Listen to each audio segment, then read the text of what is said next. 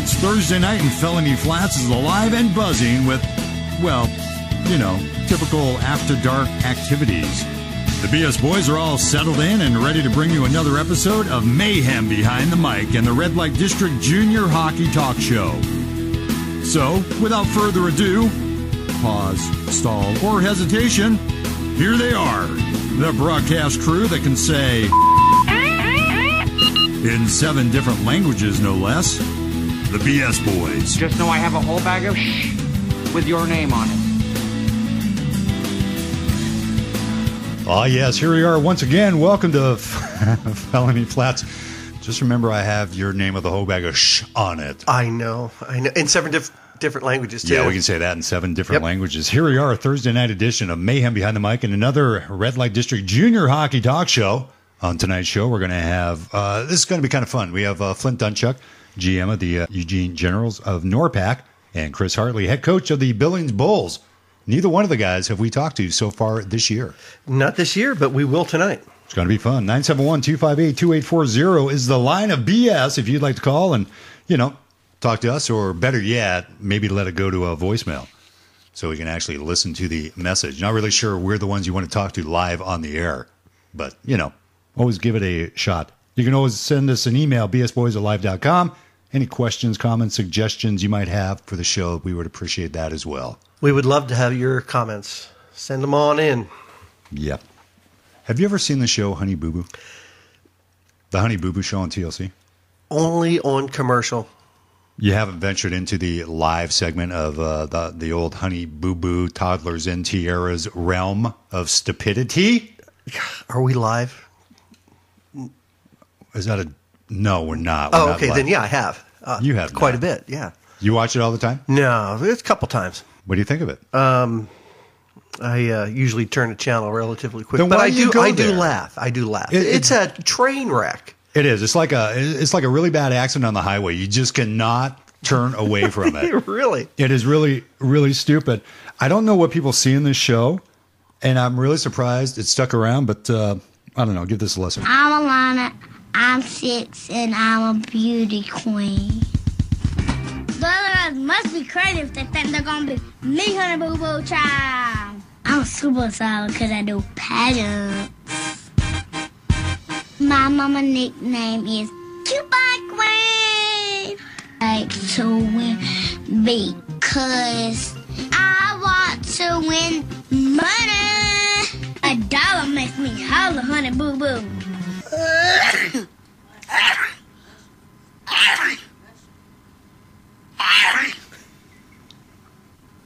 I'm back! Sideways hat, look, y'all. Sideways crown. Come on, girl, let's go. Girl, come on, girl, let's go. Honey Boo Boo's back, and this Honey Boo Boo is gonna win a gold medal. I know I have some good talking. I'm Beauty Queen, and I'm a redneck Honey Boo Boo child. The sad thing about that is they don't supply subtitles. I was just going to ask, because the only thing I could understand her saying was Honey Boo Boo and money and gold. That was it. Well, the most important things in her life, apparently, are, you know, all those 3 things. It's just such a train wreck. I don't get how TLC actually is keeping that on the air. But you know what? Good for them. Now, TLC stands for the Learning Channel. Right. Correct? I'm not really sure what you learn from that show, except how to be probably a really bad parent. But here's one thing that you possibly can How much learn. weight you gonna lose? About a corner of 30. When you gonna start? Tomorrow. My mother has told me in the past that if you fart 12 to 15 times a day, you can lose a lot of weight. So I think I'm gonna lose a lot of weight because I'm gonna fart a lot. If a person farts 12 to 15 times a day, then they're healthy. So I guess my girls are healthy in that respect. Wait. Yeah, I mean, if you didn't pick up cheese balls from the carpet and keep eating them, I'm sure you'd probably be a lot healthier than you are now. Weigh a lot less, too, yeah. So that's their weight loss. That's the Honey Boo Boo weight loss plan. The learning. That's the learning part of the TLC when you tap into such a dynamic show as Honey Boo Boo. What a waste of time. Well, yeah. Yeah. I would agree. Now, it's nothing better than Uncle Si on Duck Dynasty, though. You know, and that was a show that I was really kind of hesitant to meander over to just because of the premise. The premise is just absolutely ridiculous. But once you get hooked onto it, that is a funny show. That's right. It is. It is a funny show. And I love that show. It has some amazing characters in there too, with Jace and I'll tell you what it has. Cy It has and Willie. It has a lot of moral value. The It way does. these guys, talk about family and raise family and things like that. And then you go over to, Honey Boo Boo. All they care about. I mean, they have a 12-year-old child that weighs 175 pounds. No. Yes, girl. Oh. Mom, tipping the scales at 309. I thought I had heard she was going to I think Weight Watchers or something like that. Well, that was probably the weight she lost. She's probably down to 309. And Dancing with the Stars. No, that got turned down. That was absolutely. That was actually that wasn't true. But she's got like 9 chins. It's just god awful ugly. Go Duck Dynasty if you're going to go anywhere. Yes. I did this little experiment last week. I actually picked prior to the weekend. I made my picks, and this is all in the Western States League, of who was going to win what series and who's things like that. I went 11 out of 12. Did you? On picks last And week. I bet you didn't bet a penny, right? Well, who could you bet with? Vegas will take your money. They're not placing odds in the Western States League. Hey, if there's a way for them to make money, they will. But I was just really proud. I went 11 for 12 good job. on that. The only one that I missed is actually I had Salt Lake being swept by New Mexico. But they ended up winning the game and picking up some ground in Seattle. So everybody else I was correct on, 11 for 12. Yay. Now I got to just pick my lottery numbers a lot better than I have been. Yeah, we wouldn't be struggling with just one monitor here at that point, right? Yeah. No. We have multiple monitors. we would still be struggling. Let's go ahead and let's pop into some hockey stuff. Let's talk about, you want to do the players of the week or do you want to do the playoff structure? Let's do the playoff structure. Let's do that. All right. Okay. So it's been kind of bouncing around how this has been set up and how it's actually going to take place. NORPAC. Do you want to take care of NORPAC? Yeah, I can definitely do that. The playoff rounds are a best-of-5 series with the regular season standings determining the first versus fourth and the second versus third seeds, and the top seed having the home ice advantage. The format is a 2-2-1, or if it's a series with Glacier, it will be 2-3 format, with the higher regular season seed team having the option of starting at home or away. The dates have been set, but they're subject to change based on the opponent's arena availability. And those first round is going to start Tuesday, March 5th. That was great. That was good. Sweet. Yeah, that was sweet. I don't get too many compliments. But For those of you that would like to replay that, wait for this to go up on YouTube, and you really get a much better sense of what the hell Special Greg was talking about. You kind of get the sense. Was it that bad? Well, here's the thing. Yeah. I mean, we're live, right? You don't have to read every word on the page. Yeah. You can make it up as you go along. Just kind of deviate a bit. But yes, round one of the semifinals, March 5th through the 10th. First game, March 5th. Finals actually start Tuesday, March 12th. And we're gonna be talking NORPAC with Flint Doungchak later on in the show once we find him on the phone. The line of BS. For the Western States League, there's been questions all over the place about how this is actually supposed to happen. This is the way it's going to go. Yes, Idaho does play. They don't get a bye. So it's first through fourth, second, and third. Okay, so first seed, Idaho versus the fourth seed. Second seed versus third seed. The difference in the Pacific Division is Idaho's hosting the playoffs, the Thorn Cup Championship. Right. So the second place team in the Pacific Division gets to go to the Thorn Cup playoffs. So they only have to play one round to actually qualify to go to the Thorn Cup. A lot of people are going, well, who gets the bye? Who doesn't get the bye? Nobody gets a bye. They all have to play. You have to play because you have to establish your seeding. That's right. And that starts March 15th through the 17th is the playoffs. And then the Thorn Cup will be March 28th through the 31st over in McCall, Idaho. First time it's been over in McCall. It's I think it's the first time it's been away from a big city. So, yeah, Idaho will play the fourth seed because Idaho's already wrapped it up. The second and third place seed, that's going to be the question right now. Seattle Ogden, Southern, who I don't think Seattle's going to overtake the third-place team, but Salt Lake may overtake Seattle. So it's going to be a lot of fun. So the Western States playoffs actually starts March 15th through 17th, and then the Thorn Cup March 28th through the 31st. Then they have this weird thing. I'm not really sure I understand this, so I'm not going to really confuse a whole lot of people. But then they actually, after that's done, they get to go to, I guess a couple teams get to go to Las Vegas and play in the United Hockey Union Nationals. So they get to go to another tournament to determine a national champion? Because it's not USA Hockey. Well, yeah, right. But they didn't do that last year. No, first annual, maybe. Yeah, so it's kind of bizarre. So it's going to be a great time over there in McCall, Idaho, March 28th through 31st. A lot of good hockey left to go. And it's a beautiful part of the country, too. And they do a great job over there. They have a great setup. It's like kind of a resort town, which would be kind of fun to go to. Maybe. Hint, hint. We'll see what happens somewhere down the road. Well, we've got the jet warmed up, ready to go. Problem is we have no pilot, and I'm not flying. Why is that? I'm driving. Okay. Yeah, I'm driving. We'll get there in an hour and a half in the jet. Not if it crashes. Nope. Okay, we won't get into that. No, we will not. So let's go ahead. Let's talk NORPAC. We're going to talk NORPAC hockey right now. Interesting stuff happening in NORPAC. Glacier has some say-so in who ends up being the essentially the fourth seed in the NORPAC playoffs, because all the points are transferable. Prior to going on the air, we had some discussion. There's some potential points being taken away because Glacier played a suspended player when they shouldn't have played. So we, at this point, have no idea really how many points Glacier has, other than they have 9 points in the A-Dub, which transfers over to NORPAC. Yeah, and if you were to give them, as it stands right now, 9 points, they'd be at 37, 3 points ahead of Tri-Cities. Which is the fourth and final playoff spot. Yep. And if something happens and 2 points go away, so another week or two, this is really going to get figured out, because the regular season ends March 3rd.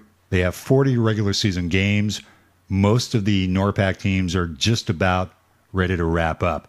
Last weekend, Eugene swept West Sound. The number one team in NORPAC, Eugene swept West Sound at home. Well, they did that within the last month and a half. 2 games in a row. I believe it was 2-3, 3-2, both games, Friday and Saturday night. So Eugene beat West Sound on Friday, the 15th of February, 6-5. And then on Saturday, they ended up taking care of them once again, 4-3. So the last 4 games that I remember them playing up there in West Sound, they were 1-goal games.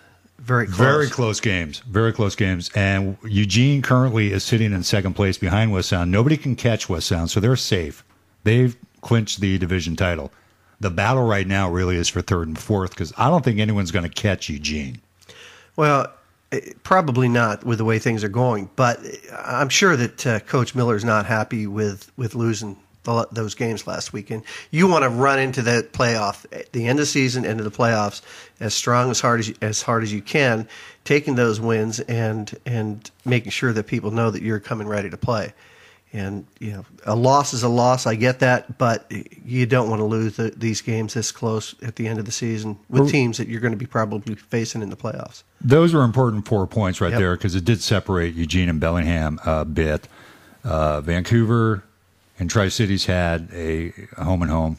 Vancouver ended up losing both games. Tri-Cities 8, Vancouver 3 on February the 15th up there in Tri-Cities. Then the Outlaws came down to the Snake Pit. Much better game. That was a great game. Vancouver ended up taking the hit, losing 6-5. But boy, was that a fun game to call. It was a fun game to call, but as we've talked about in the past, you've got to play 60 minutes. You don't play 60 minutes, you're not going to get that W or have a chance. And if you take a look at the way that they played the third period, they played very well in the third period, Vancouver that is, and they had an opportunity to come back and tie it up, but they were just a little bit short. Yeah, a little bit, but the enthusiasm was definitely there. The energy was there. The crowd was certainly there. Oh, big night. Big night, yeah. Military evening there. And we had a special guest there in the third period, not really calling the game, but kind of hanging out, filling in the blank air spaces. We had Jordan Owen, the owner of the Outlaws, hanging out with us up in the broadcast booth. Yep, he brought his whole family down. They were doing some things over the weekend in Portland and brought him over to hang out with us for a little bit. And he hung out with us for the entire third period. Yes, he did. So that was a lot of fun. So those were really the only games going on in NORPAC, as Bellingham had the weekend off, and then Glacier was over in Glacier, actually in the A-Dub, playing over there. So those are the 4 NORPAC games. Very huge, important points going on right now. West Sound has 56 points. Eugene has 47 points. And this is where it gets interesting. Bellingham has 40. Tri-Cities has 34. And we did talk about the Glacier potential 9 points coming over into NORPAC. That would put Glacier in solidly into the fourth and final playoff position. Glacier in NORPAC has 28 points. So they've actually done very well. They've won 70% of their games in NORPAC. So if NORPAC, or say Glacier comes to NORPAC for the playoffs, they're going to be a tough team. They're going to be a tough team to play. They've won 70% of the games this season so far. Vancouver, well, they're 235 and good for 4 points. So they've been done a while. They've been out of it for a while. Yeah, tough season for the Vipers. Tough first season. Hopefully some good things are going to happen in the off season, and we'll see where we get to next year. But it has been a tough season since August. When the team was just about ready to go away, and a couple of people stepped in and picked it up. Yeah, they've definitely. I mean, they did a really good job, considering they had literally nothing to work with. Zero. No players, really nothing. So, okay, they won 2 games. Not a great season. No. But a great starting off point for next year. Hopefully some of these kids will come back and wear a Viper sweater for next season. Yeah, that would be good to see. And we can also talk with the coaching staff and owners after the season is over to find out what they have going on for camps and attending those throughout the West Coast and Midwest. I don't even know if they know yet. They're probably so wrapped up in trying to figure out how to end the season with dignity. We'll find out as time goes on. Upcoming games. What do we got for upcoming games this weekend? Well, this weekend, Friday's going to have 2 games. We're going to start out with Tri-Cities and Eugene, 7:35, and in Eugene at the Lane County Rink. Bellingham at West Sound on Friday as well, 7:35 puck drop.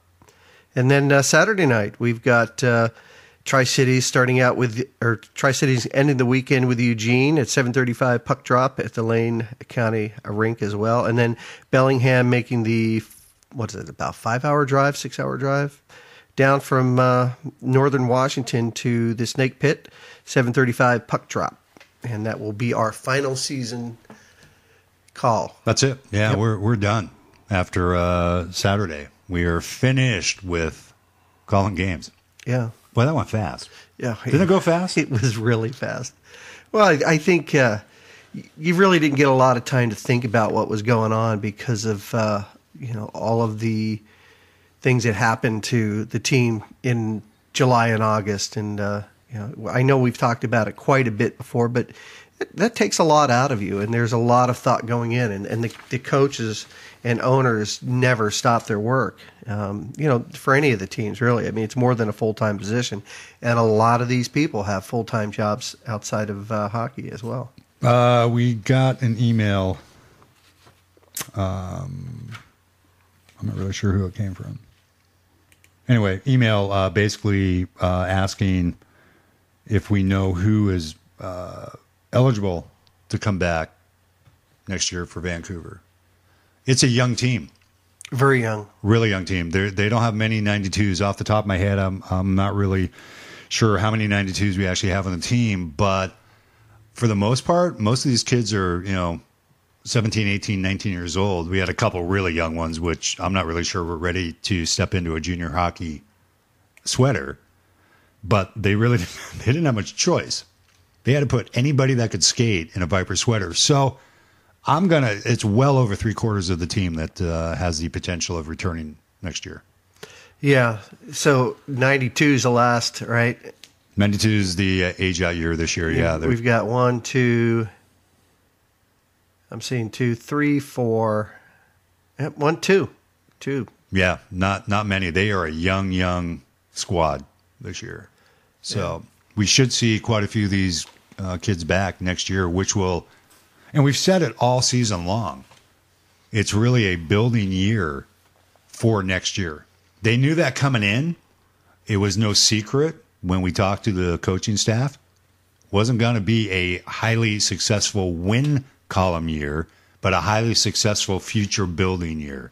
And that's exactly what they did. They got some good players on this team. They do, and they picked up a few as well. And towards the end of midway through the season. So. Yeah, they didn't sit still long. No, they moved. So thanks for the email.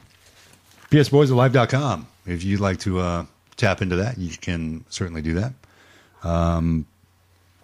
The other email here. Yeah, I'm not going to answer that. No, was that from AJ again? No. Okay. No, it's not. Somebody else. Well, if you're not going to answer, can you say what it is? No. Okay. I want to wish my son a happy birthday. Today is his 21st birthday. Wow, happy birthday, Sean. Yep, he's all grown up and still doing the same thing he was doing when he was, 5. Still playing hockey. They played it a lot longer than we did, all of our kids. Well, there comes go get a job. Get a job. Get on with your education. Get on with life, man. Yeah, happy birthday to my son Sean, who turns 21 today.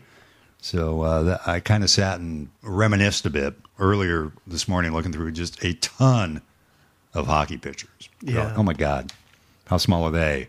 When they're 5, 6, 7 years old and all that gear. If you'd like to friend us on Facebook, you can do that as well. Love to have you as a friend on Facebook. If you would like to go to our blog, that's thebsboys.wordpress.com. If you happen to be listening to this right now on the media player, you can actually go to our blog, maybe somewhere down the road. If you don't want to listen to the player, you can actually just web stream it directly from our blog site. So we did that today. Yeah, we have a link at the top that says radio audio stream here Thursday nights at 7:30. Click on that, and it'll give you the directions on how to or where to click. So and the audio quality isn't, great on the web stream. It's not bad. You have much better audio quality actually through the media player. But if you just want a quick hit, just pop to the blog and just click on the link, and it'll be streaming right there live. Of course, it's only Thursday nights that we are live, and we will continue this show through playoffs, through A-Dub playoffs, through Western State and NORPAC playoffs. Yes, we will. It'll be easier then because we won't have so many teams to deal with. Well, yeah, that just means that we're getting down towards the end of the season, and that's a sad time of the year for me. I hate it when the season ends. Yeah, I know. You had a major depression after last season. You didn't want that season to end at all.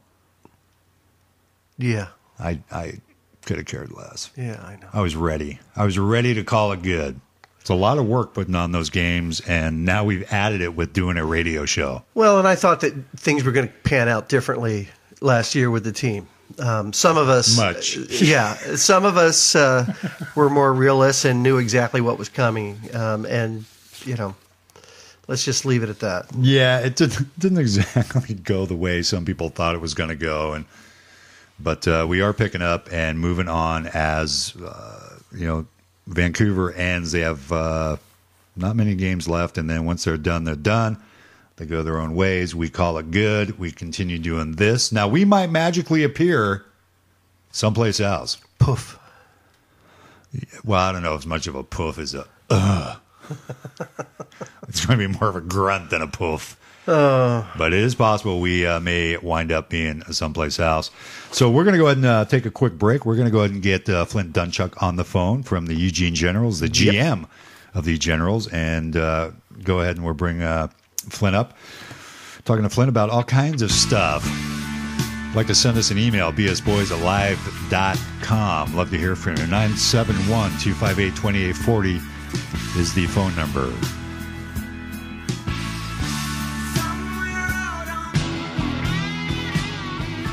Yes, Joe Walsh, Rocky Mountain Way, one of my all-time favorite songs growing up. Fun song to drive really fast to and run away from cops. Legally? Or was that on a show? Run away from cops is illegal. Yeah, but that was on a show that you did? Was that in the Pantera? No. Okay. I don't know what you're talking not about. You're not going to talk about it. Nah, man. Yeah. No, Joe Walsh, great song. So here we are back from our extended little music break. We're going to be bringing Flint Doungchak on in just a bit, but we do want to go over the NORPAC Players of the Week if we could. And there's a reason we're doing this, and Flint ought to be really proud about this. Yeah. So, Offensive Player of the Week, Aaron Quistad, 15-year-old from Tri-Cities Outlaws. The Tri-City Outlaw winger is young, really young, Steve, but he certainly doesn't play like it. Through 37 games a season, the Kennewick, Washington native is averaging almost a point a game. 34 points, 17 goals, 17 assists. That's pretty impressive for a 15-year-old in NORPAC. Oh, yeah, absolutely. This past weekend against Vancouver, the 15-year-old scored 2 goals and assisted on 4 others for a total of 6 points. Friday night, he scored 1 goal and had 3 assists in the Outlaws' 8-3 win at home against the Vipers. Saturday night in Vancouver was very productive as well, scoring again while assisting on another in the Tri-Cities 6-5 win. Very good, 15-year-old. Yeah, their future looks really bright in Tri-City with this kid. And his brother, Travis. And Aaron Quistad both play on the Tri-City Outlaw team. Who do we have for the Defensive Player of the Week? Hey, we've got a new guy out there, Chris Boyd. He's an 18-year-old playing for the Eugene Generals. On Friday night, he stopped 39 of 44 in the Generals' win over West Sound. And then on Saturday night, it was more of the same, basically. Boyd stopped 42 of 45 shots in the 4-3 win at home. Sweep, in the home sweep. In the first 4 games, he is 3-1 with a .465 goals against average and an .896 save percentage. They made some big changes, and we're going to be talking to Flint about that. But Boyd was one of the big pickups between the pipes. So speaking of Flint Doungchak, we actually have Flint on the line of BS. Flint, how you doing? I'm doing good. Hey, thanks for having me, guys. I really appreciate it. Love what you guys do. Hey, thanks, man. We try to do our best, but sometimes we look in the mirror and we're just not getting enough compliments from ourselves. Because Greg doesn't like paying me compliments. I don't know what his deal is, but I pay him compliments all the time. You guys have made some significant changes down there, haven't you? You did some big old add-ons right at the end of the trade deadline. Yeah, we Jason Smith really felt that we needed to add a few guys to be competitive going forward. I mean, the goal is for the team this year was to make it to nationals or to really be competitive, and we felt we were missing a couple of guys here and there, and so we added a few guys to try and shore that run up, and hopefully we do that.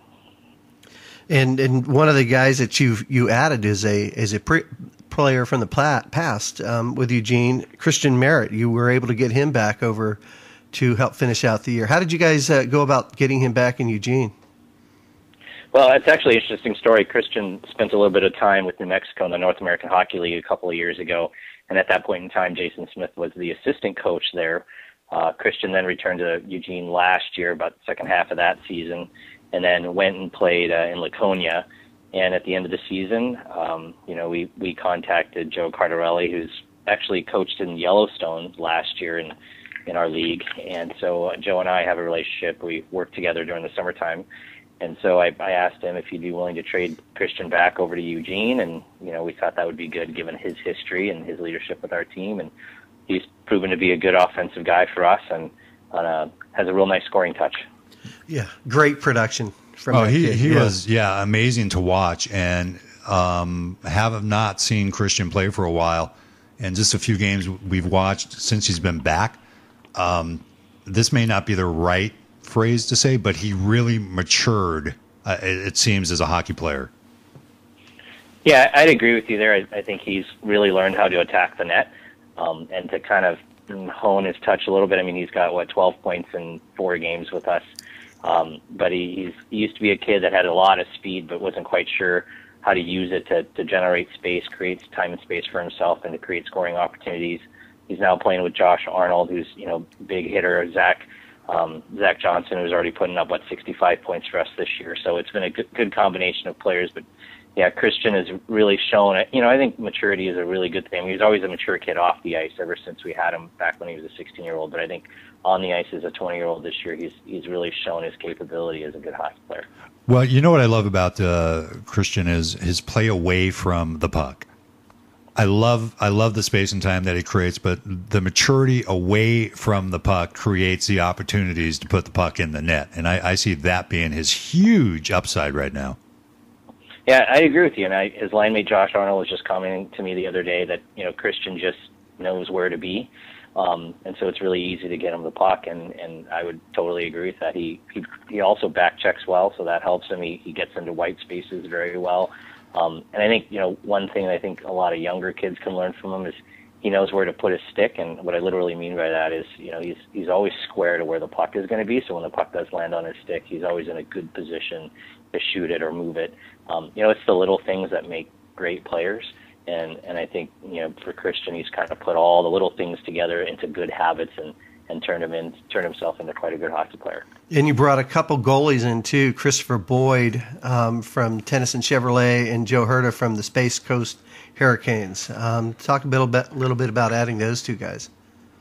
Well, Jason and I just really felt that we needed to get some consistency in goaltending. I thought we had some good goaltenders, but obviously we had a few of those games there where we were, giving up double-digit goals, and we thought part of that problem was goaltending. So, both Joe and Chris come, from a background of being very, very good goaltenders, and we thought, let's give it a shot. If we're going to make a run at this, we've got to get a little bit more consistency on the goaltending side. And obviously, in 4 games there, Boyd's 3-1. He's played excellent. We talked about the fact that he was Player of the Week this week, but he really was the difference in those West Sound games. Very, very close games, and when you're trying to win close games, you have to have strong goaltending, and I think he demonstrated that this weekend. Joe's a great guy from Minnesota.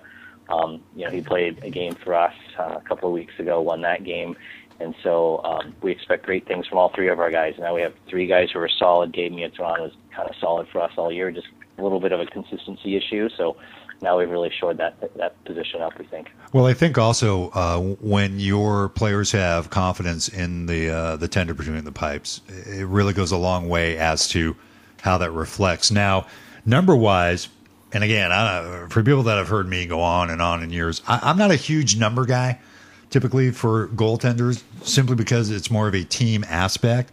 But you've got Chris Boyd right now with a .465 goals against and 89% save average, and the kid's playing out of his skull, being 3-1. So the numbers don't always reflect the ability. Are you going to kind of – these guys are, 94s? Will these guys possibly come back next year? I mean, both those guys are, good candidates for making the jump next year. So, I mean, what we always want to do as an organization, and what Jason's great at doing, is promoting these guys and trying to get them up to the next level. I think both those guys, Boyd and Herta, and to a certain degree, Gabe, if who's a little bit younger, have really good opportunities to play in the North American League next year. So, I think we'll play that one by year. And obviously, if the team does well, that'll kind of increase their stock value, if you will. Yeah. So we're hoping that we do that, and those guys have a chance to move on. I mean, that's the whole reason those guys wanted to come out here, was an opportunity to play at nationals, an opportunity to play with a team, and hopefully make the jump up to the next level. Did when you brought in say Chris and Joe, you let Brett Avery go? Did Brett go to another team? As far as I know, he did not, because we moved him. We made these moves right at the deadline, and and unfortunately for Brett, I think he got left with no place to play. Great kid.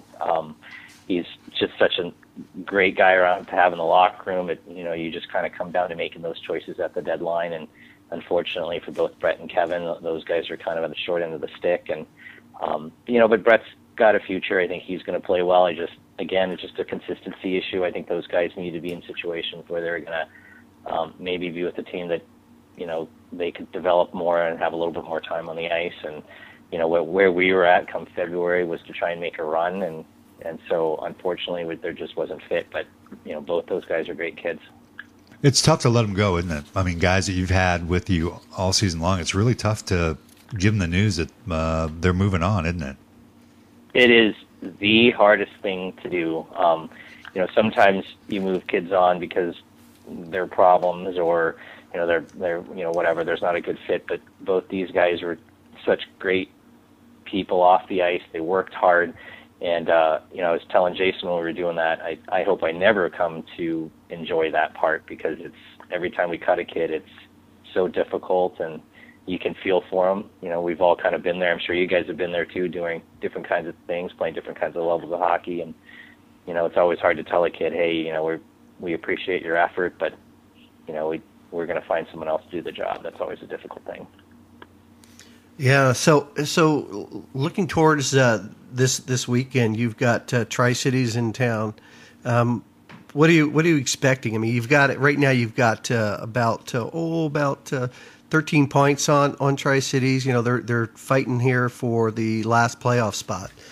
What are you looking for this weekend out of the boys at home? Well, it's kind of an interesting thing that's kind of wonderful about the NORPAC this year is it is pretty tight. And, although there's a big point spread between, us and Tri-Cities, Eugene needs at least 2 points over its next 3 games in order to stay in second place and stay ahead of Bellingham for home ice advantage. Tri-Cities needs 4 points over the next 4 games over the next 8 points to stay ahead of Glacier, who's right now, I think they're losing 6-0 to Helena, and they've got 5 games left in the A-Dub. And so, it's one of those things where everybody needs points. And so I would expect, and I know Jason and I talked today about, we expect the best from Tri-Cities this weekend. They're going to work hard. I know our boys want to stay consistent and keep the momentum going. So for our fans and for everybody, I think it's going to be great 2 hockey games because, points are important for both teams that are in Eugene this week. Okay, so kind of away from the games coming up this weekend, because, points are so tough to come by. Speaking of Glacier, we heard that they were formally accepted in the A-Dub for next year. Is that correct? Is that what you can confirm? Yeah, absolutely. And, that was always the intention. I don't know how much gets told or who says whatever, but, yeah. Back when the A-Dub and NORPAC separated, both, if everybody recalls, both Glacier and Yellowstone played in our league last year as a part of that agreement. But all of us knew the whole time that didn't make any geographic sense to have Yellowstone and Glacier on this side. So, I'm not quite sure why they weren't taken initially. That's probably a question for someone else. But, we weren't going to sit there and tell both Yellowstone and Glacier, hey, you guys have no place to play, and all the 25 kids you have can't play hockey. So, we kept them in our league over the past, Yellowstone last season, Glacier this season. Glacier played a split schedule, which totally makes sense if anybody's ever run a junior hockey team. And so they played 20 of their games over there, 20 of their games over in NORPAC, and then next year they've been formally accepted over there. So Glacier will be a part of A-Dub, and NORPAC continues on its march to, limit its geography and create a smaller footprint league. Do you think if, say, Glacier ends up taking off, which they obviously are, and we are talking more about a geographic footprint, possibility Coeur d'Alene, any names being thrown out there that we may see next year? I think, there's a lot of names being thrown out this time of year and where people are going to go. But, obviously Coeur d'Alene is a good market. Wenatchee is a good market. It'd be interesting to see where Seattle sits, because I'm not sure if they feel the travel that they're doing in the Western States Hockey League, has been as beneficial to them as they would hope in terms, it's expensive, I would imagine. I haven't talked to Gord Whitaker over there in a while, but you kind of look in terms of from the league's perspective of all the markets that have rinks in the Northwest, and so you have another spot in Portland that's open. You have potentially a spot in Seattle depending on what the Totems want to do there. You have Wenatchee, you have Coeur d'Alene. So going out into the future, I think there's enough markets for 10 or 12 teams in the long run, and I think NORPAC's goal is to get to 6, maybe 8 next year. But you don't want to take it too fast. Player development's a big part of how you expand, and if you kind of thin out the player pool, that's not necessarily good for player development. So I know a lot of people at the league, Derek Donald, the commissioner, Donna Kaufman, our treasurer, working really, really hard on trying to identify, who comes in, who gets added. But, expect NORPAC to be pretty healthy over the next couple of years. So the word is wait for the off season. Hopefully some good things are going to happen with some more teams coming into the league. Yeah, I'd love to share some more, and I don't know what I'm allowed to share, what I'm not allowed to share. No, that's and good. So, that's good. But I think you've already seen, you expect good things from Vancouver, especially with the late start and kind of the absolute debacle they were left with there. But I think during the off season, you'll see anywhere between 1 and 3 teams join NORPAC next year. Well, the whole Vancouver thing, we've driven this into the ground the way that the owner left. I mean, basically abandoned the team, and there's this franchise available, and right at the last second, we had a couple of really great guys step up and pick it up and buy it. And we do expect great things from Vancouver. We would love to see a team back in Portland or Beaverton-ish, where the old Jags used to play. That would certainly be a great benefit as well. But you guys have been around for a long time. What is the biggest change, Flint, that you've seen in Eugene General hockey from the time you've been there to now? That's a really good question, because Ken and I, our owner, we were just talking about that, because it is year 8, and I don't think you ever start something like this and think about year 8, 9, and 10. Probably the biggest change for us has been, I don't know if people knew, but the Eugene Generals and its parent company kind of run the rink down there now, or down here, and that was never intended. Ken always says, all he was hoping to do was buy ice, and now he's also kind of in the ice rink business as well. So you have a lot more hands involved in youth player development and figure skating and those kinds of things. I think that's probably number one in terms of one of the biggest changes. Number 2, surprisingly though, is the fact that everything changes so much. You look at what's happened over the last 3 years. You went from a very large footprint league and having, what used to be the America West Division and the Pacific Division. You had 2 teams leave last year for the Western States Hockey League, and, it's a non-sanctioned league, or it's an AAU league, not a non-USA Hockey League. So I think that's, if you're going to ask what's been the most change, it's the fact that there's so much of it. And that includes the rink part of it. And that makes it difficult, because I think you think when you're getting into this that we just want to run a hockey club, we want to hire a coach, we want to enjoy watching hockey. Kind of like you guys, right? You guys like broadcasting hockey, and you do such a wonderful job. That's kind of what you want to do, but it ends up that some of this other stuff gets into it and makes life difficult sometimes. It's never easy. No. It always, you have this map, and you pray that the map will actually be true. And there's so many deviations along the way. We've seen you guys, well, we've been doing this 5 years now, and prior to that, we all used to go to some NORPAC games. Eugene's always been sort of one of those teams that have been a constant, and the amount of players that you've actually pushed on, does that help your recruiting? Longevity is one. You've been around a long time. Players moving on, number 2. Is that something you fall back on when you really hit the recruiting trail? Yeah, I think everybody does, right? I mean, that's the goal. I think a lot of our teams in our league have done a pretty good job of moving players on to Division III hockey, ACHA hockey. We've had quite a few players go to the North American League. I mean, West Sound did that, last year with Farkas, and Tweetmeyer's, spent some time up there. Eugene's done it with Christian Merritt, Dylan Woodring.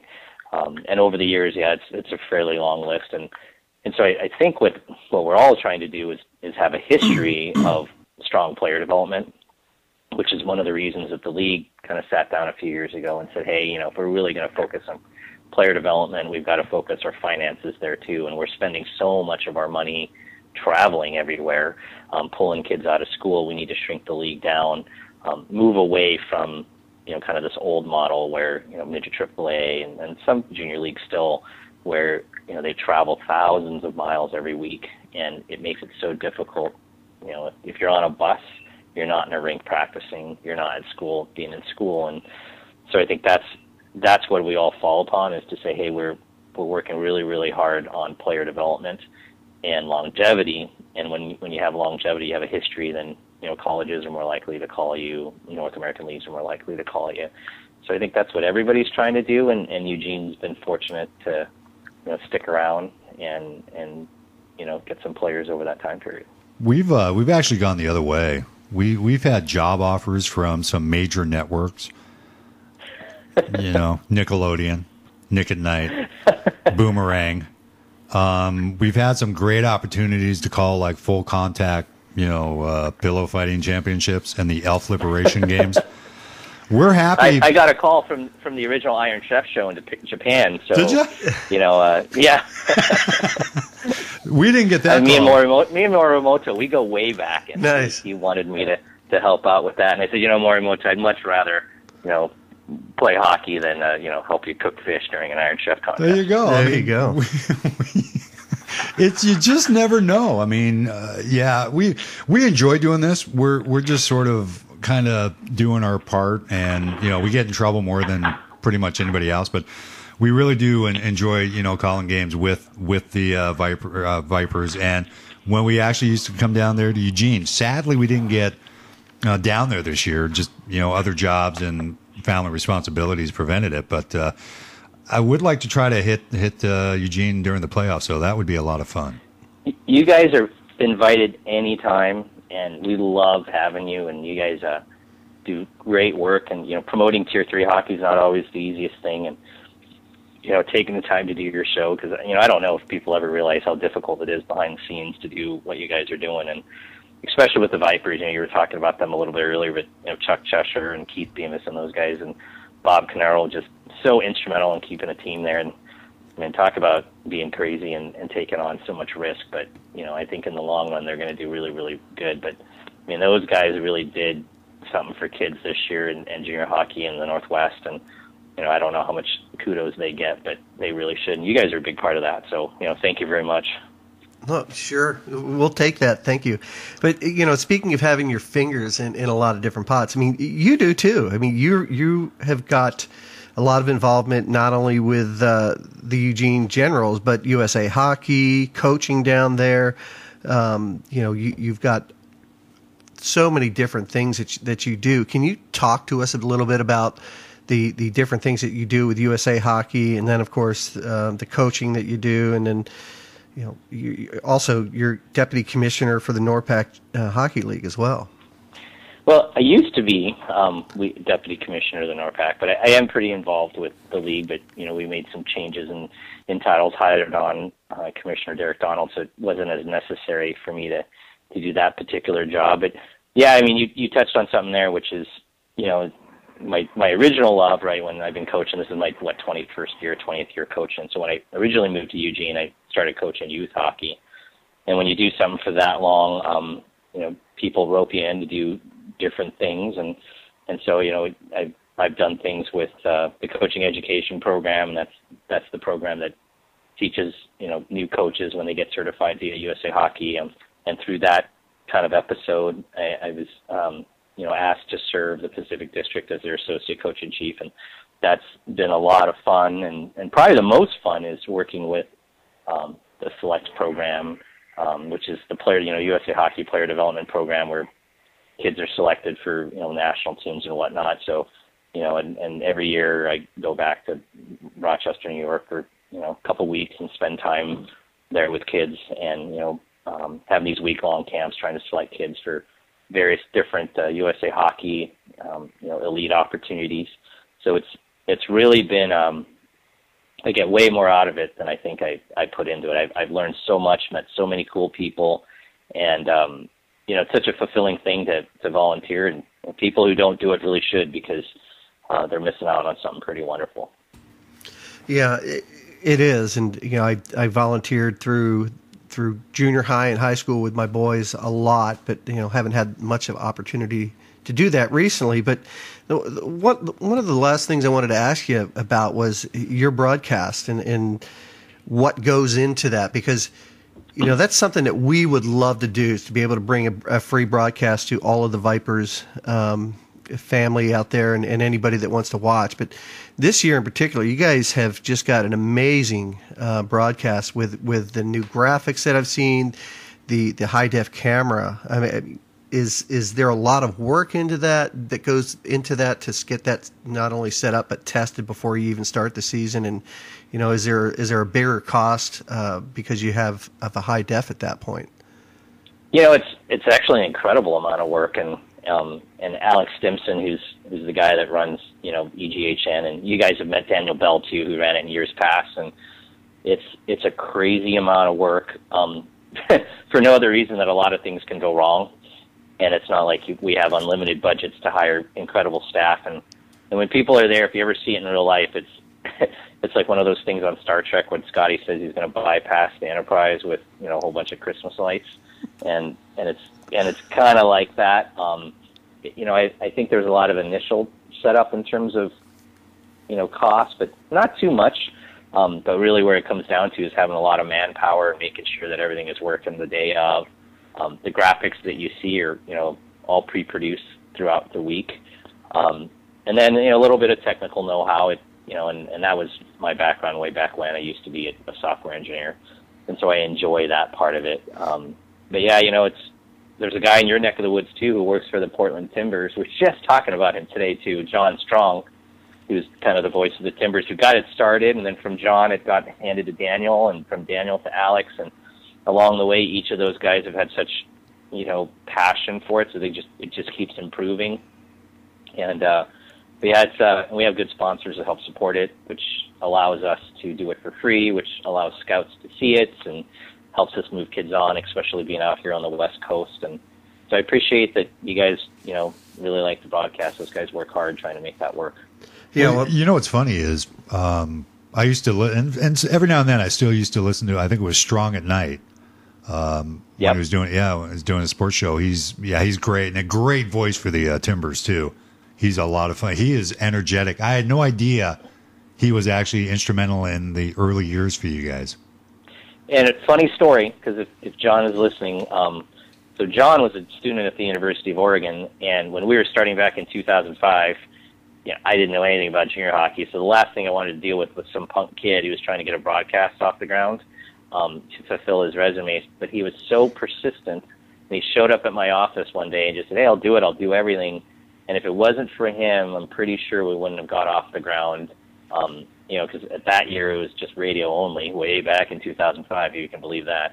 And but Strong was so instrumental in I would say, forcing us to have a broadcast, and then he upped the ante every year. And the Generals have a lot of people to thank, including himself, to doing those things that are kind of fun, and I think the parents really enjoy it, and it is a lot of fun to do. So, but yeah, he's kind of funny guy, kind of funny story. Yeah, he is. You know what? There's a common thread here, though. Everybody you've hired has gone to college probably for some form of, this. When we started this, they gave us 2 mics, a computer, and said, "Here." Well, they didn't even give us that. Here you go. Call a game, and we're going, "What the? Oh, okay." And I should show you guys some pictures. We have some pictures from 2005 because, believe it or not, we're getting ready for that 10-year anniversary. Wow. And literally, it's Strong with a mixer and a laptop. And that's it. We had a laptop. And, it's just great. I mean, the pictures are hilarious. And I feel you right there. I think the fast hockey boxes have been like this godsend for everybody. It's like plug and play. And I remember the first time we tried to do video, it was a miserable disaster. But I didn't want to do video. I hated video. I hated video. And the reason he didn't like video is because you can't always cover up for your mistakes. Every now and then, you might call a different number, and on the radio, if you're just doing audio, you can get away with that. But you make that mistake, and everybody's going to be sending you an email. No, that wasn't so and so, or your broadcast partner might say, "No, I don't think that's who that was." And, yeah. Well, yeah, it's true. Or there's plays too, right, where referee misses a play, or maybe a kid takes a penalty he shouldn't take, and mom and dad are watching, and it's kind of, we didn't really want to do video either when it first started, right? Nobody was doing video. I'd say we were just talking about John today, and we were thinking, man, back in 2006, I don't think even Netflix was streaming video yet, and so it's just kind of funny how things evolve. No, we were. I was at Netflix in 2006, and we just started streaming the video then. Yeah. It's just, barely. Isn't that funny, though, Greg? Like how things change over time so quickly. I mean, you take a look at we can go on and on, but you take a look at the mobile device technology and how quickly that's gone from almost 2-pound brick all the way to what it is right now.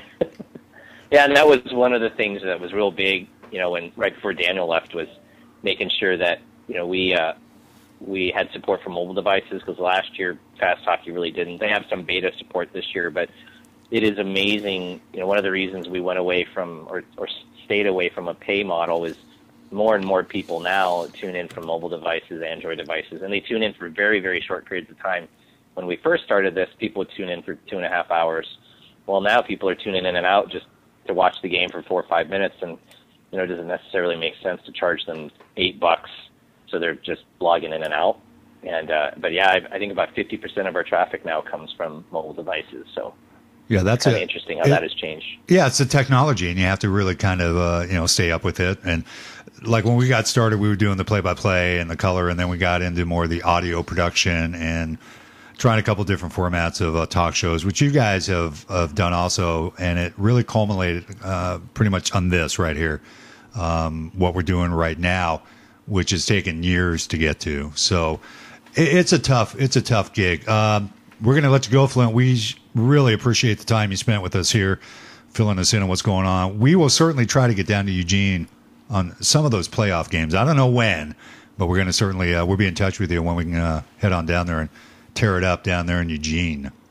Yeah, we really love it. And Greg, whatever, we'll set up something if you need a place to stay or whatever. Make sure you call me. We'd love to have you down. I know Alex would love to have you down, and and we really appreciate everything you do, and I really appreciate you guys having me on tonight. Well, thank you, sir. It was our pleasure, man. Yep. Thanks very All much, right, Flint. thank you. Have a good night, guys. All right, take care. Flint Doungchak of the Eugene Generals, the GM, as a matter of fact, talking to us about playoffs and player trades and who's doing what and who showed up and where people went and good stuff had for all. Yeah, absolutely. So what are we going to do, Steve? Let's do, you know what I'm going to do? Yeah.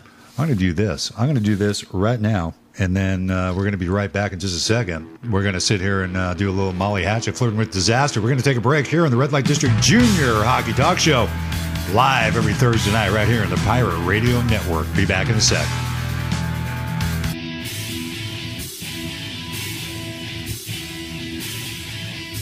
Welcome back to the State of Confusion, and your host, as they are confused themselves, the BS Boys. Hey, welcome back to the Red Light District Junior Hockey Talk Show. Felony Flats is alive and well right here in Portland, Oregon. We do appreciate everybody tapping in every Thursday night, live 7:30, right here in the Pirate Radio Network, which is perfect for me. Yes, it is. You pirate, you. I'm telling you. Hey, got another email. No, we don't do this for a living. How about that for an answer? I would say that you're right. Well, they wanted to know if this is actually what we do for a living, and if you've listened to us for any length of time, that you would know an email like that shouldn't be sent. Why is that? Well, we don't do this for a living. We don't even do this as a hobby.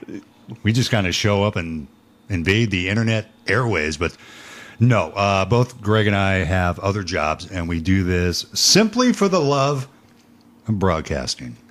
In junior hockey. It's a lot of work. Flint did touch upon that.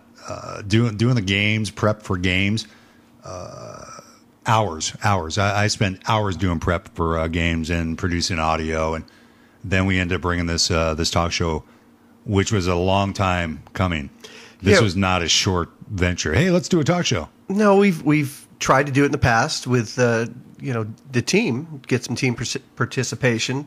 We had some participation for a few weeks the first time we did it. But when you couldn't keep the coach around, who was leaving before the show even started, and he was supposed to be the main guest of the show, it was a little frustrating back in the day. Or they don't even show up. Yeah, but no, this is a long, hard fought battle that Greg and I do on our own. It's not sponsored by anybody. Not yet, but we do have some things in the work, so that's always a good thing. Up on tap now, we got the America West Hockey League, and speaking of the A-Dub, right now, about 10 minutes left to go in the third. Helena 7, Glacier 0. So it's an odd Thursday night game over there in Glacier, Whitefish, Montana. Who's in net for Helena tonight? Lazarski. Lazarski's going to get another shutout. Well, Wow. 10 minutes. Don't say that. There's 10 minutes to go. You know what? No, you don't say that. I just said it. No, that's dumb. Bad. Yeah. Back it up. Take it off. We don't say that magic word until there's a minute or two left to go in the game. Yeah, I can see it if we're sitting there broadcasting the game, but we're not. Don't. We're 1,000 miles away from there. Don't. It's Mojo, baby. Mojo. All right, let's talk about All right. America West. Here we Do go. you want me to take it back? It's out there, man. You can't take it back. It's out in the universe. It's gone. Well, we could reverse this right Yeah, here. we could. Go ahead. A-Dub. All right, A-Dub. So we should start out with the team standings from this past weekend, not including tonight. But the way things are going, it looks like Helena's going to end up with their 41st win of the season, 2 losses, 1 overtime loss, 81 points. Again, they've got 292 goals plus another 4. I don't want to say how many against at this point. We'll let that go. So we don't want to jinx anybody, right? Yellowstone, they've secured a spot in the playoffs with 44 games in, 32 wins, 10 losses, and 2 overtime losses for 66 points. Gillette has also secured a spot, Steve, with 27 wins, 43 games in, 12 losses, 4 overtime losses for 58 points. And then we've got Missoula, Billings. Missoula with 44 games in, 24 wins, 18 losses. They've got an overtime loss and a shootout loss for 50 points. And Billings is behind them by about 9 points, 18 wins, 19 losses, 3 overtime losses, and 2 shootout losses. So that's probably how it's going to end up. One of those 2, 4, 5 teams will be missing out on the playoffs. Glacier, Great Falls, and Bozeman, they're not going to make the playoffs. Great Falls is at 12 wins, 28 losses, 1 overtime loss, 1 shootout loss for 26 points. And then Glacier's got 4, 10, 1 for 9 points. And Bozeman, they're struggled this year, but they do have a win. They've got 1 win, 42 losses, and a total of 2 points.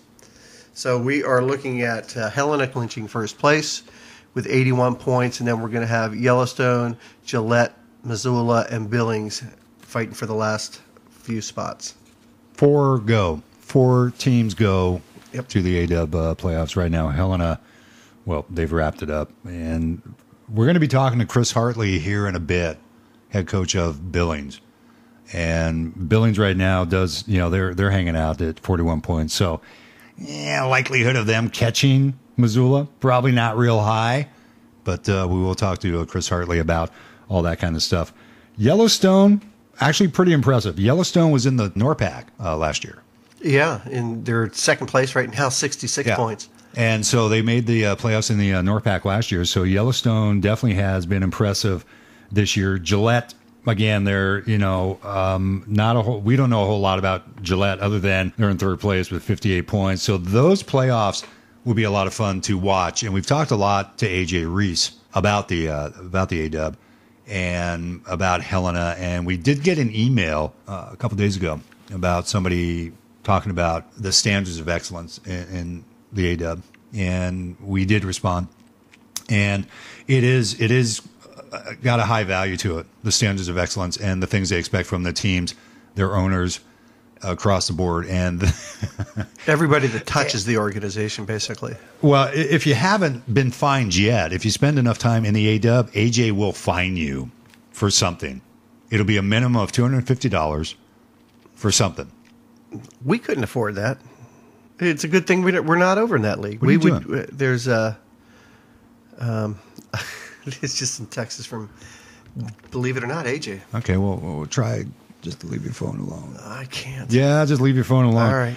Weekend scores, actually, Gillette beat Missoula 5-1. Helena smoked Billings, and that's got to be tough. When you play Helena and you lose 15-0, Vancouver's been there. Vancouver got smoked by West Sound like 17-1 Yeah, at one multiple point. times. And Multiple 17-point games. always difficult. Yellowstone 9, Great Falls 0, Glacier, and these are the points we were talking about before. Glacier beat Bozeman last Friday, 7-3, and then came back and beat them again 5-2 on Saturday. Those points are all transferable, and we're going to give it a week or two to kind of settle down to find out where Glacier's points wind up in NORPAC, because right now it's almost impossible to figure out with what we talked about at the beginning of the show and suspended players and our points being taken away, where they're going to wind up. So, yeah, Glacier is going to be the great unknown right now. And then Gillette came in and beat Billings 4-2 on Sunday, which is a rare Sunday game in the A-Dub. Yeah, they usually play Thursday, Friday, mostly Friday and Saturday, but very rarely will they play a game on Sunday. Yeah, they got a Thursday game today, and that's Helena and Glacier. It doesn't look like Glacier's going to come back simply because Special Greg, jinxed them. I don't think it has anything to do with jinxing them. Yeah, 8-0 right now. Helena over Glacier, 2:54 left to go in the third. It was kind of fun before we went on the air. We were actually watching the game on the big old monitor we have here in the studio, watching the Helena Glacier game. So that was kind of fun. Upcoming games, busy. A-Dub is busy. They rarely play home and home. They always seem to play, a different team Friday and then different team Saturday and maybe a different team Sunday. It's tough to keep up with. So what do we got on the upcoming schedule? So the upcoming schedule, we've got Bozeman heading over to Billings at the Centennial Ice on Friday, 7:30 Mountain Time puck drop. Great Falls and Gillette Friday night also, 7 p.m. Mountain Time puck drop at the Campbell County Ice Rink. Yellowstone and Helena will be playing again on the 22nd, 7:35 puck drop at the Helena Ice Arena. And again, these are all mountain times. Glacier and Missoula, 7:30 puck drop at the Glacier Ice Center. And then we've got Billings and Bozeman, Saturday night, 7:30 puck drop at Haynes Pavilion. That's interesting. And then Great Falls and Gillette, 7 p.m. puck drop at the Campbell County Ice Arena. Yellowstone and Missoula, 7:30 puck drop at Glacier Ice Rink. And then Glacier and Helena, Saturday, 7:35 puck drop at the Helena Ice Arena. Should I make these bigger for you? Yeah, you should. Yeah. And then they're going to end it up with Great Falls and Billings on Sunday at 7:30 at the Centennial Ice Arena. We're going to find a magnifying glass for special something grade. bigger, yeah. I mean, absolutely. It's not that small, but we have so much to write. We got to make the font really, really small. Yeah. Yeah, otherwise we'll be going through page after page. bsboys@live.com. Drop us an email. You got another one? Yeah, let's see. Yes. Okay, so this has to do with the old Victory team. I don't know if we can answer this. Where did the old owner go? Don't know. And I'm assuming what they mean by that is he was an owner one year and then just, bailed on the team and left the team in shambles? Well, he definitely was not an active participant after the season ended. No, So to answer your question, we don't know where he went. But yes, he did leave the team in kind of a shambles, and Keith Bemis and Bob Knerl picked up the pieces and brought the team back. Complete new identity change, new name, new coaching staff, new everything except the same old us. We're going to go ahead and try to get Chris Hartly on the line of BS. Shouldn't be too tough because he is expecting the phone call, so we're going to be back in just a bit right here at the Red Light District Junior Hockey Talk Show. Proof that minimal education produces minimal results. Here they are once again, the BS Boys. Yes, we are back. Our last portion of the night. Yeah, last break right there. I actually wound up doing a little Motley Crue. Yeah. I actually gave myself a headache because I was pretending I had long hair and I was head banging. Yeah. Almost hit my head on the wall. Hey. Not good. No, that's not good, Steve. No, sorry. Hey, we've got a guest on the line, don't we? Yes, we do. Chris Hartly, head coach, Billings Bulls. You there, Chris? Yeah, how's it going, guys? Great. How are you? Hey, thanks a lot for taking some time out of your evening and joining us here on the Hockey Talk Show. Oh, no problem. Thanks for having me, guys. So give us a little bit of background, Chris. I mean, looking at your bio here, you played quite a bit of hockey in California, and that's something I wasn't aware of, and I've known you for quite a few years through hockey down here with my son. But I don't remember you talking about playing hockey in Southern California for a while. Yeah, I actually grew up in L.A. till I was 13, and that's when I moved out to the Portland, Oregon area. So I started down in LA when I was 5, just in the youth ranks, and then worked my way up into Pee Wees, and then moved up north, and I finished out there with the Junior Hawks. So you ended up playing with the Junior Hawks up here for how many years before you took off again? I think I was there 5 years, and then finished off through my midget career there, and then I went on to play juniors. And you played juniors in AFHL. What is that? That's the old American Frontier Hockey League. So that was the teams in Montana and North Dakota and South Dakota and Wyoming back then. They've morphed a lot since then. I know they were America West and NA and America West and NORPAC and everything else. But I played for the Helena Ice Pirates way back in the day. Oh wow, that is going back a while.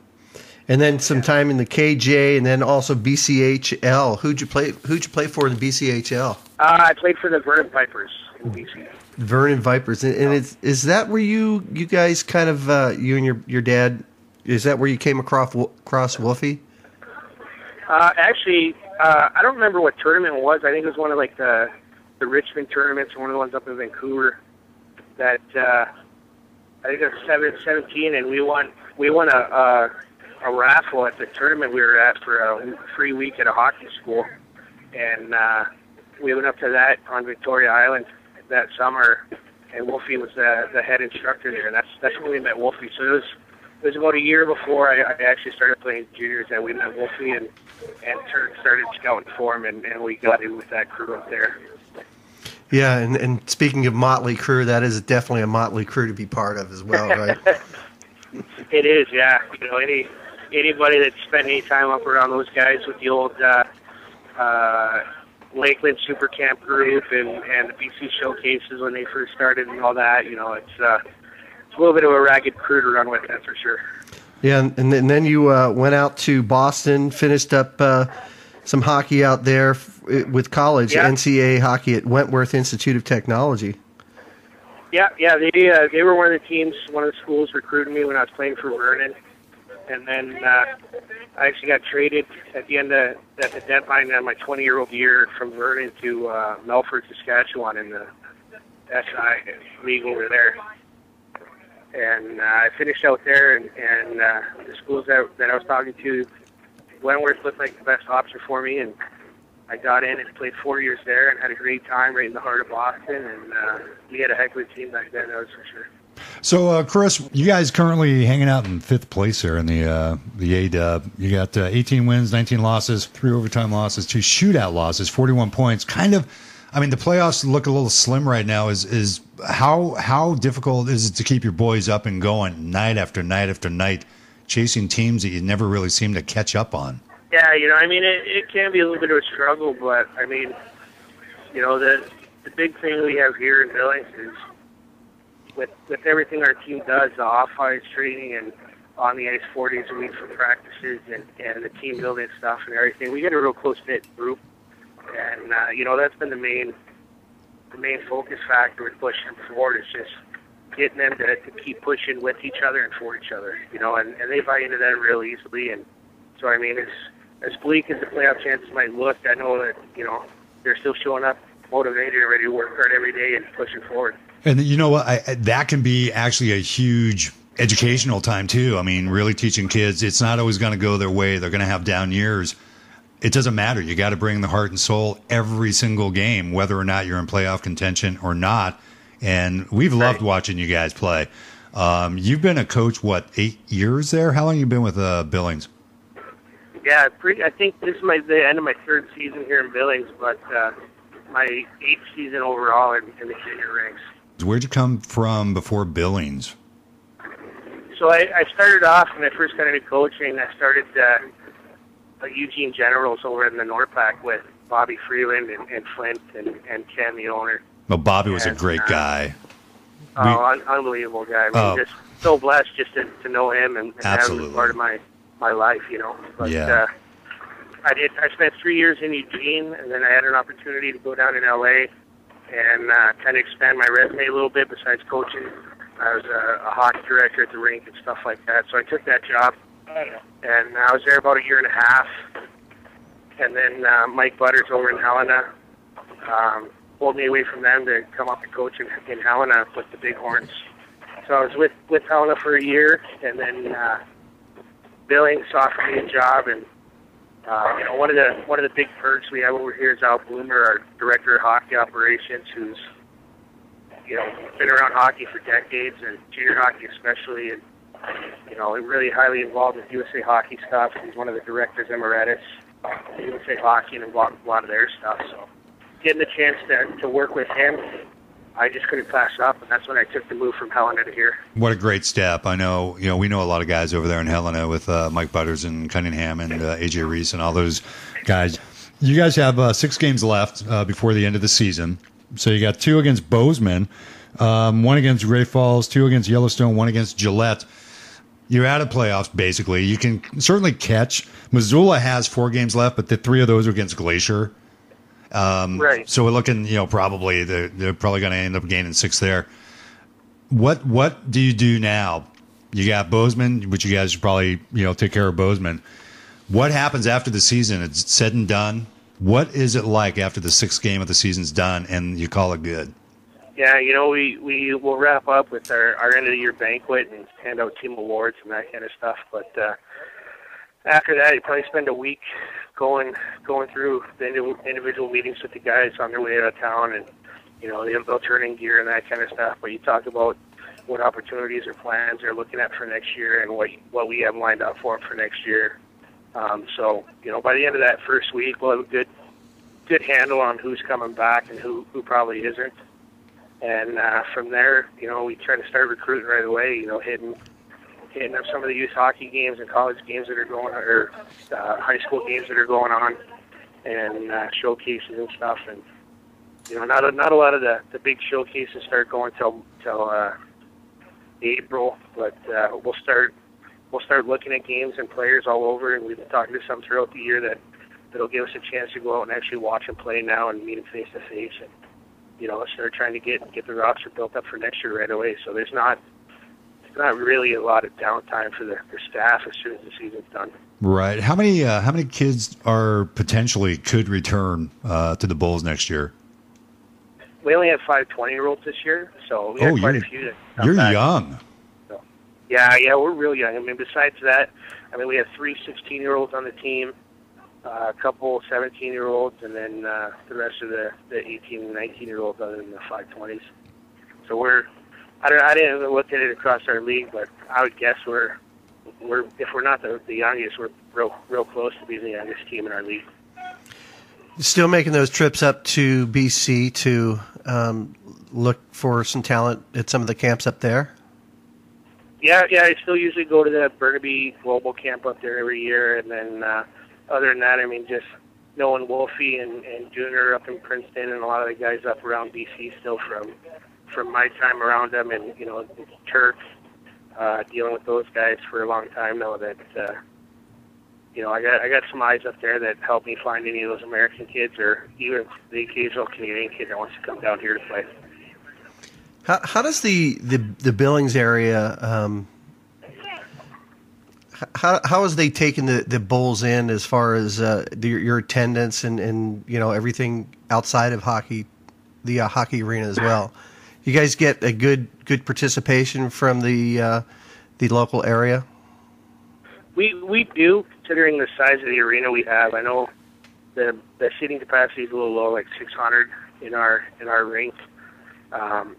So for what it is, we do pretty well. But when I took over head coach here 3 years ago, it was a lot lighter in the stands than it is now. But I think just the marketing changes between now and then, and a little bit of the on-ice success we've had. The fans have been showing up and doing pretty well for us. But one of the things that people don't realize is that in one form or another, whether it's Junior A, NA, America West, or Junior B, or Junior A Tier 3, this is the 20th season the Billings Bulls have been here in Billings. Wow! So wow! We got a big history, and we've been here a long time, and that helps. But we had the Metro Arena that the Bulls started at and played in for years until about 6 years ago when they dropped to Junior B in Tier 3. That, it's basically an 8,800-seat arena. It's like a dub arena. And getting the guys to come out and the fans to come out and support the team in that is pretty easy. It's a little bit tougher to get them to come to this small, youth rink we're in now, but there's still a good amount of support here in town. Well, that's so important too. Team support and the town support and people coming out and really supporting the Bulls as they play. You guys, pretty good goaltending. You got Nick Wackerly, who looks like he's been carrying the bulk of your games. 14, 19, 3 shutouts actually. Not bad numbers. 3.18 goals against, 90% save average. Where'd you pick Nick up from? He was actually our backup here. I was in Helena. And I knew him. I helped bring him in over there. I knew him from my time down in L.A. where he's from. So I knew him. Then I got to coach him for the year there in Helena, and then he got traded over to Cody about a year and a half after that. And then before the season started last year, him and his family contacted us and asked us to try to pick him up from Cody because he wanted to play in our league as opposed to the NORPAC when Cody was still in the NORPAC. I remember Wackerly's name. He's a 92, isn't he? He's aging out this year. Yeah, he's one of our 20-year-olds this year. So what do you have behind him to possibly come back between the pipes next year? We get a real good 94. I'm mixing them up. Matthew Holtman out of Minnesota that played high school in Minnesota last year. He's pretty solid, and we're looking at bringing him back. And then we actually got a 96. That's wow. Part of our 18 AAA team here, or 16 AAA team that finished the year out. He's on our roster now, Brennan Clark, and he's really good, especially for how young he is. He's really good. So right now we're looking at those guys. If we find, an older, more experienced guy to maybe come in and work with them again next year, we'd be looking at that. But we're pretty confident with those two young guys as well because they're pretty strong. Well, Holtman, actually not bad numbers. 3-2, 2 shutouts, 2.32 goals against. Actually, that's pretty good. Now, did he have junior experience prior to this year? No, neither one of those guys, Holtman or Clark, didn't. So, wow. And Clark, unfortunately, hasn't been seeing a lot of the games. Like I said, he spent the first half of the season with our 16 AA team, so we didn't use him at all then. So he didn't really join our squad till halfway through the year, and at that time we were kind of behind the 8 ball and looking at playoffs and leaning on Wackerly as much as we could. Well, it looks like it because Nick's carried 33 games so far. That's a lot of games for a goaltender. It is, yeah. And he's been doing a heck of a job. I know he's a bit of a workhorse for us, and luckily we can lean on him. Well, they prefer that too. I mean, when you get to be a 20-year-old goaltender at this level of hockey, if you're not carrying the bulk of the games, then it's really kind of a wasted season.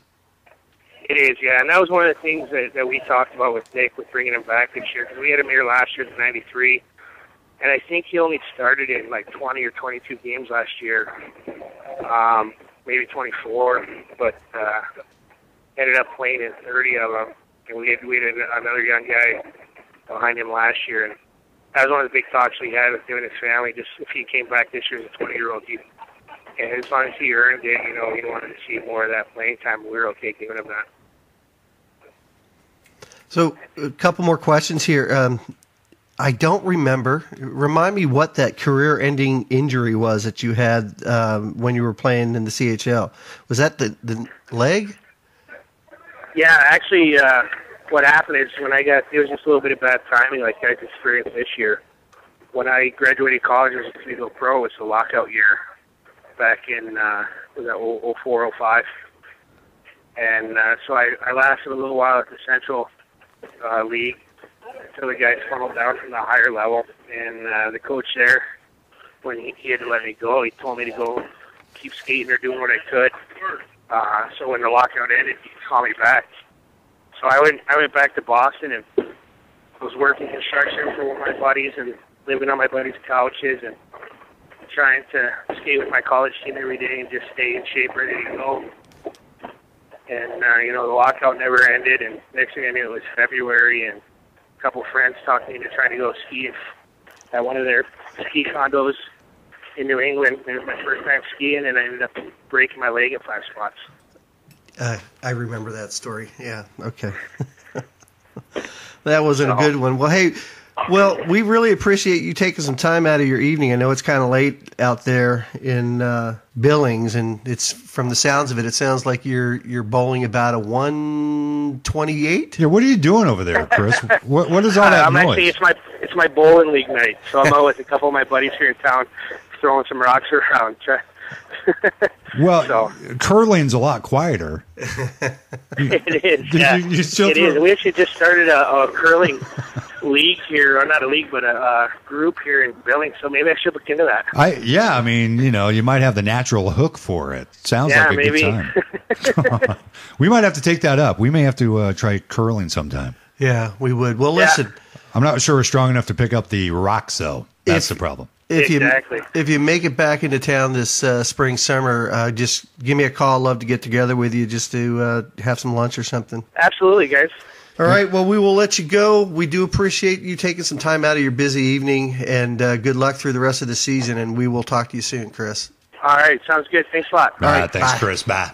Chris Hartly, head coach of the Billings Bulls, no less. Bowling. We caught him at a bad time, apparently, between bowling and whatever else you do when you bowl. I don't think it's a bad time. I think it's really? Yeah. Really? You don't think it's a bad time? You don't think the noise in there, it was a good time? Yeah, definitely a good time. Well, you're deaf, so what difference does it make? Yeah. What? Western States Hockey League. Hey, 3 stars of the week. Dominic Gabay. Goodbye. I knew you were going to mess that up. Yeah. Yeah, we practice that all 3 times. We practice it, and I mess it up. Yep. Goodbye. And I wrote it down that way, too. Goodbye. You wrote it down phonetically, and you still messed it up? I still messed it up. Yeah. Hey, forward. He's a forward for the Idaho Junior Steelheads. Dominic is a native of Slovakia, so he's over a long way from home. Good pickup. Yeah. Good pickup. He picked up 9 points in 3 weekend wins over Seattle, and now has moved into a tie with one of the other players, Brucato, for the league lead in scoring with 92 points for the season. That's a lot of points. We got to give you reading lessons. Yeah. Yeah, Dusty Watt, forward for Ogden Mustang. He collected Dusty Watt for the forward for the Ogden Mustang. He collected 3 goals and 2 assists.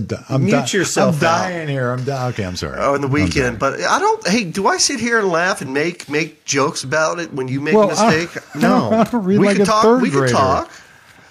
We could talk. Watt collected 3 goals and 2 assists on the weekend, but a lot of what he does won't show up on the score sheet, as he's a leader on and off the ice. I'm going to have to take some of those words out. Yeah. I'm going to have to actually write it phonetically and the way it should be. And number 3, who's our number 3 star of the week for the Western States Hockey League? Steve, go ahead. We're not mentioning him because he's not in the Pacific Division. We had that talk as well. Yes, we did. But honorable mentions for Pacific Divisions were Jan Blasco, Kelly Rodriguez, Brandon Grognot, Kevin Edwards, and Sebastian Romeo. We had a lot of honorable mentions right there. Yes, we did. And the papers go flying everywhere. Hey, you know what? The janitor's not coming tonight. The warehouse is vacant. I got to pick up my own trash. I know. Yeah. No, good job. Really. Yeah. If I had a sound effect for an applause, I would give it to you. Here's your applause. There you go. You can't hear it with one.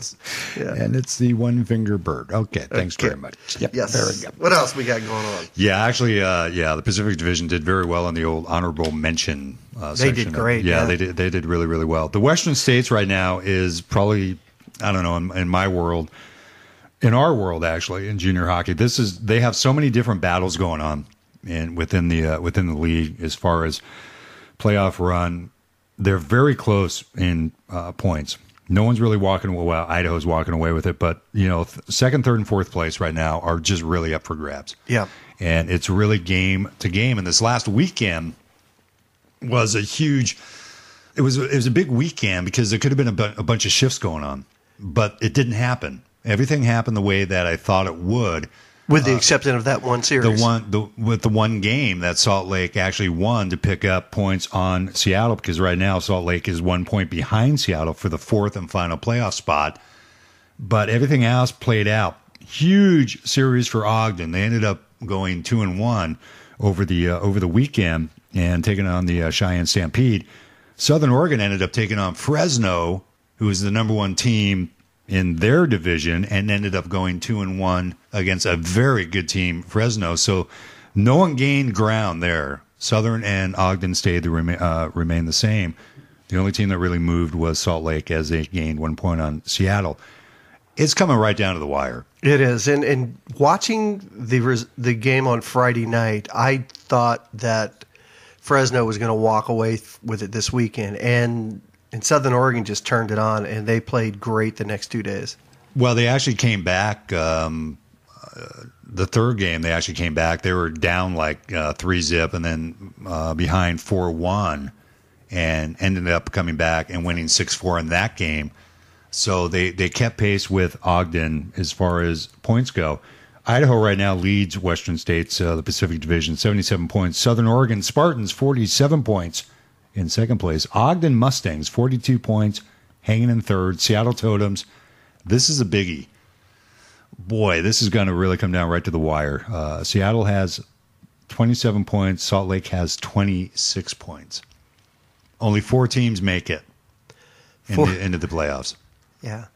And then, Seattle's, they've had their work cut out for them all year. Oh, yeah. They have not caught a break. They had some major suspensions to burn off, injuries to heal from, and they started the first part of the season pretty much on the road the entire time. It seemed like it anyway. But some of those suspensions, were self-induced, just not very good thought put into their penalties and whatever else they did. You had the whole melee down in Southern Oregon. It's just ridiculous. Yeah, it didn't help. Didn't help at all. Seattle actually went 0-3 in Idaho, which, honestly was not a surprise. Idaho didn't necessarily blow them out of the building, but they were significant wins as they ended up, they beat Seattle 6-1. They ended up beating Seattle 7-1. They ended up beating Seattle 6-0. Not blowouts, but significant wins. Friday, Saturday, Sunday games. And both of those teams, Seattle and Salt Lake, they've got really tough games this weekend. It's not going to be a walk for either one of those. You've got Salt Lake playing Idaho and Seattle playing the Ogden Mustangs. It's going to be tough to try and pick up any points for either one of those teams. Well, Southern is they're on the road for their last 6 games of the season, all on the road. It seems like they. Yeah. What? I was just going to say that Seattle started out the season almost the entire first half of the season on the road. They seem like it. I mean, they had the same amount of games home and away for the most part, but boy, did they have to travel far. They made their California swing early in the season, and this is the California swing for Southern right now, starting this weekend down in the Bay Area, going against the Seals, and then following up the following weekend after that, going to San Diego. Yeah, an interesting comment by Flint earlier talking about Seattle as well. Not sure what they're going to end up doing this year because it's an expensive year. It's a very expensive year. A lot of travel for these guys. They have a long way to go. Yeah. I mean, they are the furthest northern-based Western States team. Their closest, I don't know, let's see, what would that be? Closest rival wouldn't be Southern. It'd probably be, Ogden or Boise? It'd be Boise, probably. Yeah, I would say Idaho. Yeah, and that's not close. That's a long ways away. And, this is not a cheap sport, transporting all the players around. The food, the hotel, the maintenance on the bus. It's expensive. Fixing the bus when it breaks down. Yeah, Seattle has not had a lot of luck with their buses. Since last year. Yeah, it's always kind of gone that way. So, yeah, it'll be interesting. I don't think Murph, I don't know if he's going to actually want to leave Western States, but depending on what the turnout and the end result is of this season, that may dictate a lot. I think it will. I mean, he's got to figure something else out, in my opinion, because I don't know if they can afford to continue to make this type of a run. It's tough. Yeah. It is a very, very difficult place to be. They left NORPAC. Seattle and Southern left NORPAC last year to make the jump to Western States. Southern obviously is making the most of the change. Well, they are, and you take a look at their fan base, 500 people showing up, anywhere from 400 to 700 people show up for their games, standing room only, every single game. Oh yeah, it's huge. So I mean that helps. That cuts the cost. They definitely fill up the old arena. What kind of upcoming game schedules do we have here for the Western States team? So Friday night, we've got a couple good games here. As I mentioned, Salt Lake City Moose are going to be playing the Idaho Junior Steelheads. We've got the Ogden Mustangs playing the Seattle Totems, and that's all I'm seeing on the schedule for. Oh, Southern Oregon Spartans are playing the Bay Area Seals. That's going to be a really good game, a really good series actually right there with Bay Area. Bay Area has really come on of late, and they're actually in I believe, the fourth and final playoff spot. They're in the Western, the Pacific Conference in the Western Division. So the Bay Area Seals, very tough team, and then San Diego after that, who's in third place in the Western Division. So those are huge points. But then you go down to with Ogden, they have 3 games in Seattle. That's going to be kind of interesting to see if Ogden actually can take that series or if Seattle really shows up and hammers them, because they need the distance between Salt Lake. Seattle does. Yeah. And Ogden is trying to catch and close that 5-point gap on Southern. And Southern, I heard John McBride say that he thought that Southern had the easiest between the two teams, the final run of the season. I don't think that's true. Well, it's Southern Oregon's taking off doing a long road trip. Right? Well, they played Fresno, the number one team there in their division. They're playing Bay Area this weekend, who have really come on as of late, and then they have to go all the way down to San Diego the following weekend to take on the number 3 play. I mean, so I think Southern actually has maybe a little more difficult schedule to wrap it up in. Will Ogden pick up the 5 points? I don't. It's kind of hard to say if they can really make a run at it. But 5 points, it's not that tough. They have a really good series in Seattle, and the Spartans kind of hit a rough patch down in California. It could switch.